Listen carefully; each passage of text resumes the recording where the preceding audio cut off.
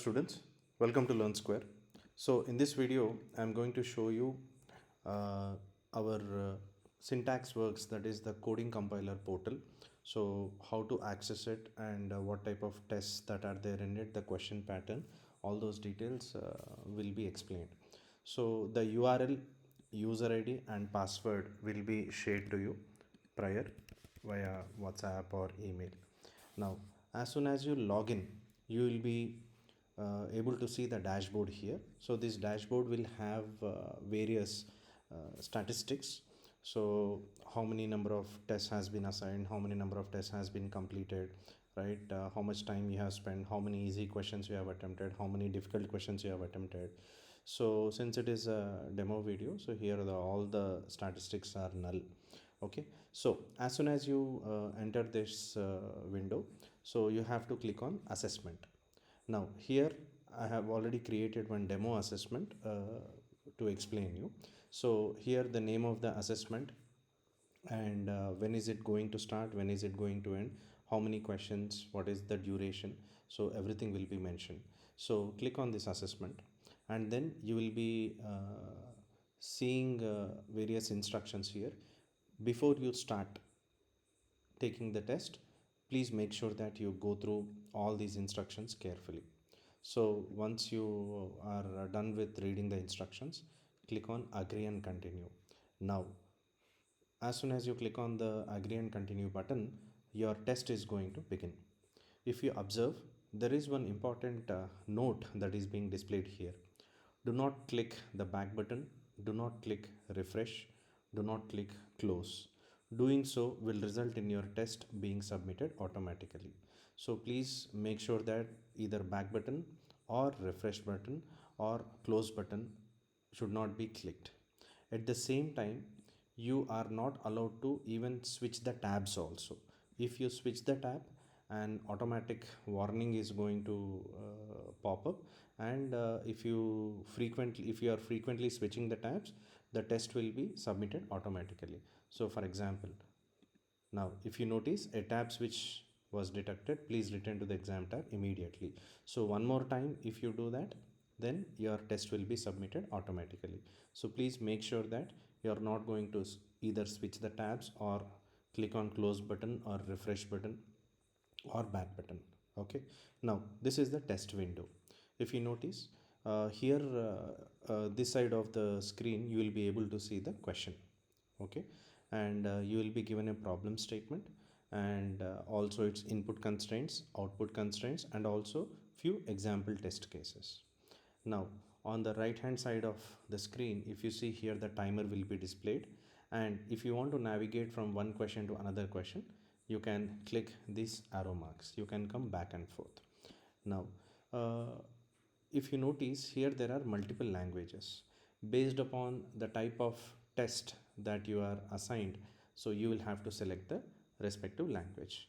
Now let us say if your test is on Python, please make sure that you select Python without fail. If your test is Java, please make sure that this Java language is being selected. Now you can start reading the question. So now let us say first question. So this is the question statement. Now as soon as you see it, this is the place in this IDE you will have to enter your code, and you can write, I am just mentioning the dummy text here. So in this window, in this black colored screen, you are expected to enter your entire code or algorithm. Now once you soon after you enter the code here, you will have to submit the evaluate, right? So there are three buttons here: evaluate, try it, and submit. Try it is a button where you can check for any syntax errors.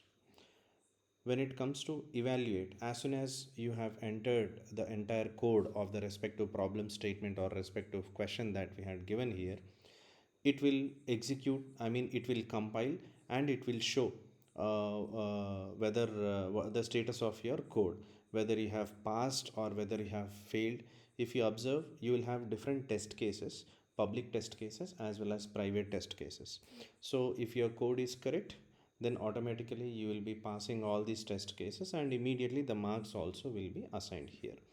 So like this, in multiple iterations you can enter your code, and simultaneously you can evaluate it.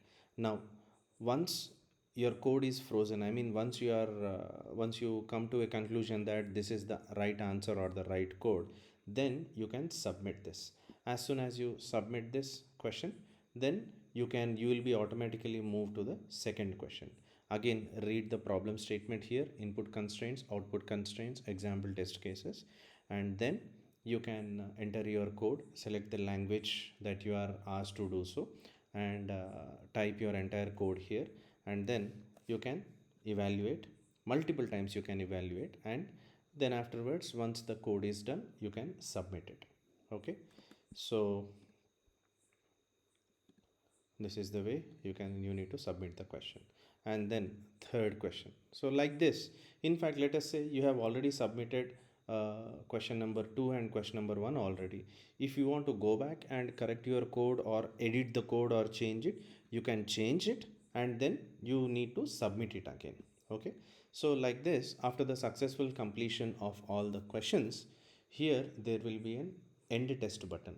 So you will have to click on the end test button to submit the test. Please note that there will be a timer over here. Now, due to some reason, let us say the time is already completed and you haven't clicked the end test button, please don't worry, the test will be automatically submitted. So this is the way you'll have to take this test. So now I'm assuming that all these questions are being done, and then you can end the test. Once you are done, then the test is submitted automatically. Here the status of the test will be moved to attempted. So this is the way you will have to attempt, or you will have to write the test on our SyntaxWorks, that is the coding compiler. Okay, so thank you so much for watching this video, and all the best.